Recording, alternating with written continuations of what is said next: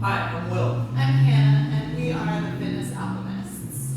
So before we get you started with a follow-along CARS video, that stands for Controlled Articular Rotations, we wanted to introduce a few key concepts that are going to make this self-assessment really effective for you.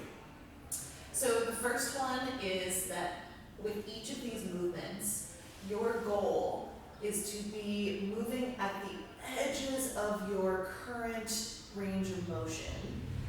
And in order to do that, you want to make sure you feel like you couldn't go any further in any of those particular directions.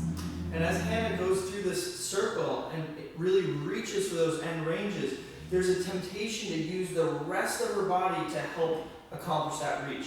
But actually for controlled articular rotations, we want to focus the work right at the shoulder so that we're really specifically assessing that joint that we're working.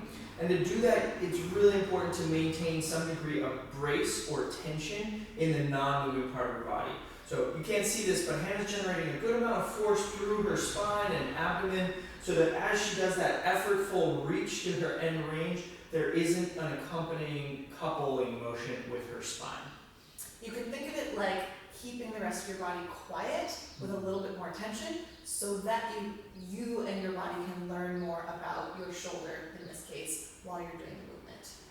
And then the last piece to keep in mind as you do these movements, if you happen to run into any closing angle pinch or pain, meaning the side of the joint that's getting smaller has a painful or pinchy sensation, that's something we don't want to push through and that you would want to avoid and carve out of your range of motion so that you can respect what's going on at that joint.